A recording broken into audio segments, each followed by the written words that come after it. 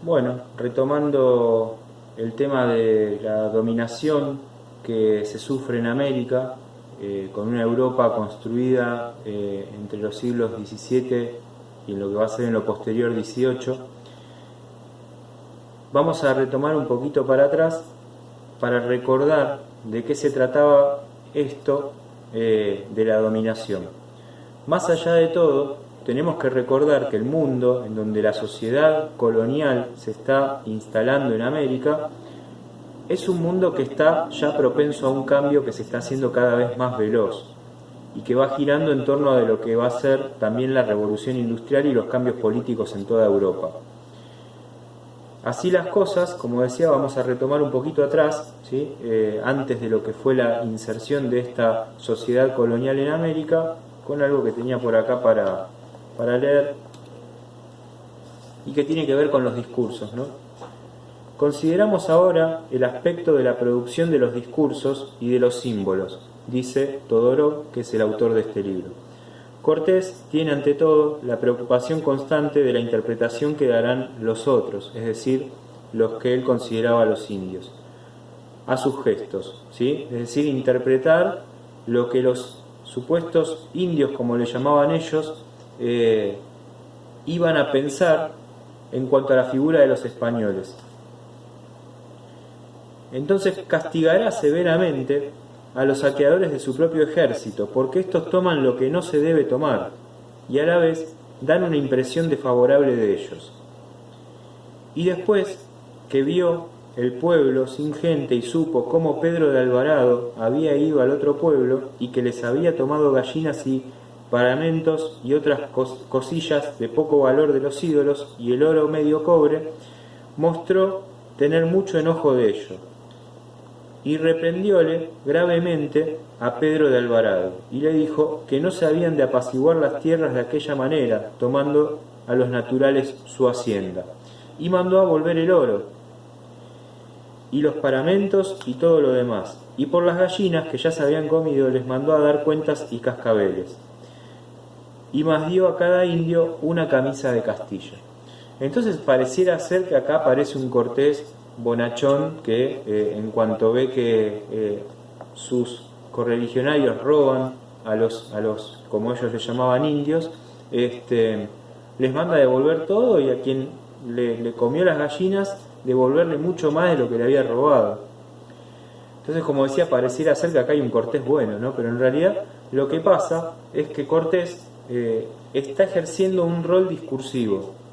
Está desde lo simbólico actuando para que los demás, los enemigos de los españoles, que serían en este caso a quienes los españoles se enfrentan, que son los nativos, crean que de algún modo los españoles vienen a cumplir un rol también mediador y que no vienen a despojarlo de sus riquezas. No les interesa el oro, no importa el oro, no importa las riquezas, devuélvanlo.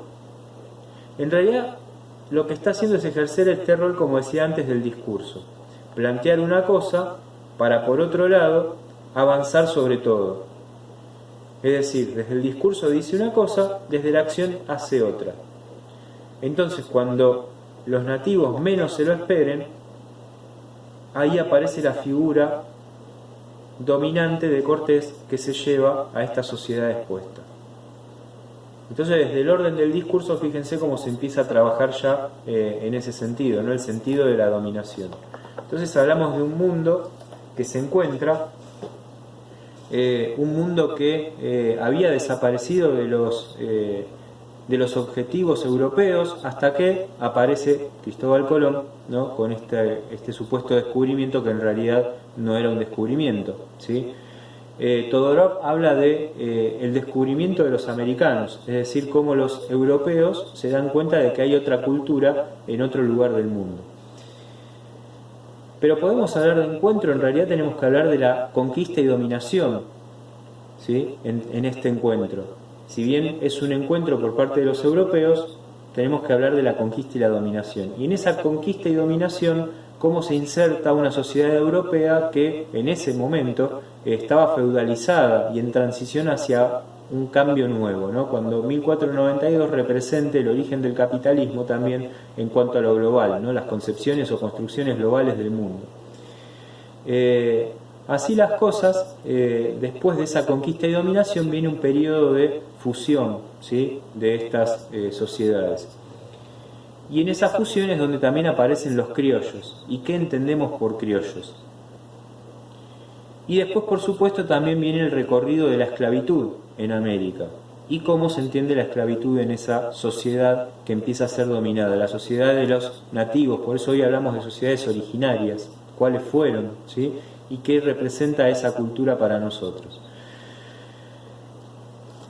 Poco a poco se extendió la idea de que los criollos, aunque descendientes de los conquistadores, eran mestizos y por lo tanto inferiores a sus padres e indignos de las mercedes reales.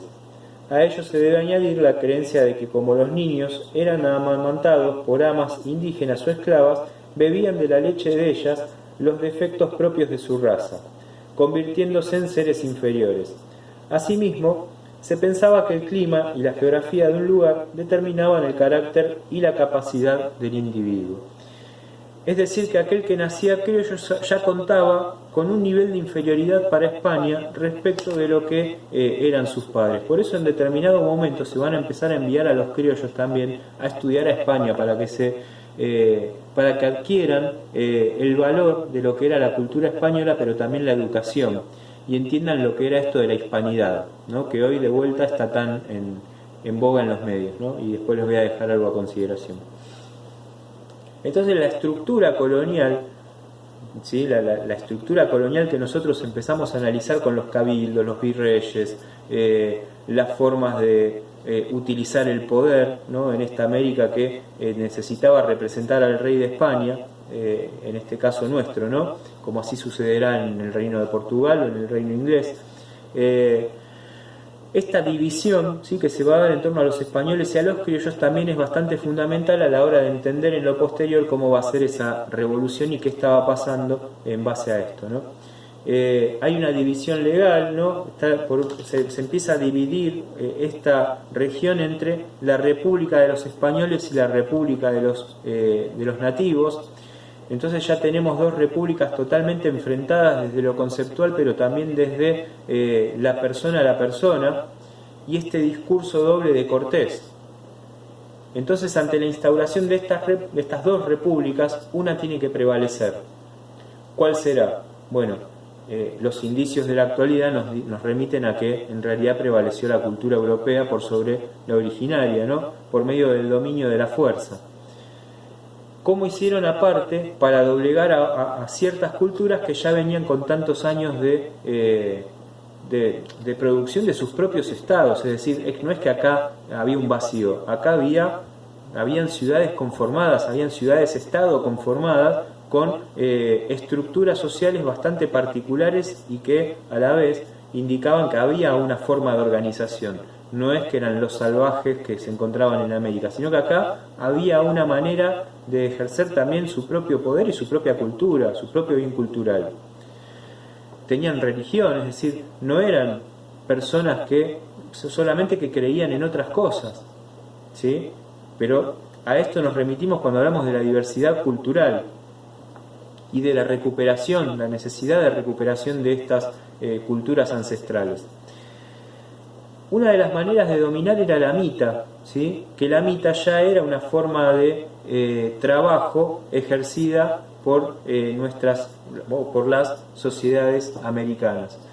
En cuanto a la mita, lo que se iba a encontrar es una forma de trabajo que se beneficiaba en cuanto a lo que era una función de turnos, ¿no? Bueno, los españoles van a magnificar a esa mita y la van a hacer por sorteo y aparte la van a hacer por medio de la fuerza también. Entonces la mita se va a transformar en una forma de dominación o de esclavitud también, porque se trata de algo forzado, ¿no? Después de la mita van a encontrar el yanaconazgo, ¿sí?, que es otra de las formas por las cuales se ejerce la dominación española. ¿A qué viene esto?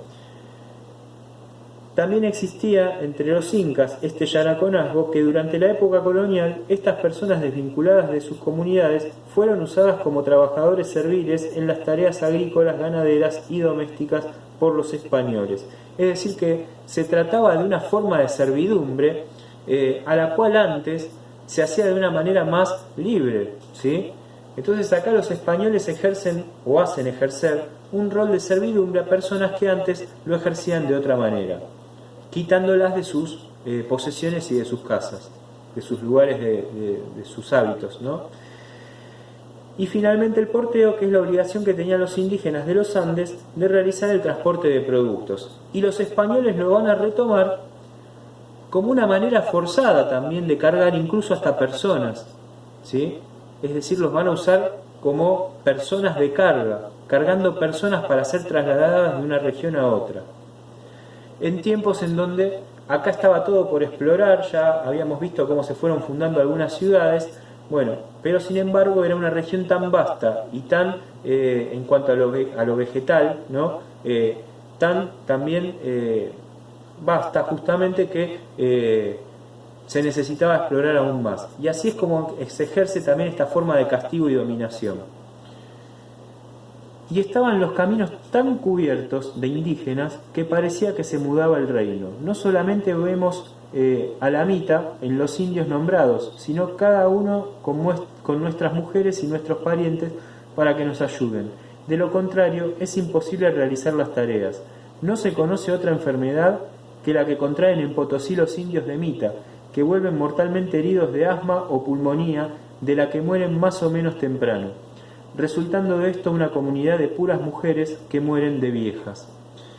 Es decir, que otra de las cuestiones que hay que considerar es la muerte de las personas que trabajaban en la Mita, también imbuidas de una mala condición laboral, a lo que dejaban una sociedad de mujeres que terminaban muriendo de viejas y solas, ¿sí?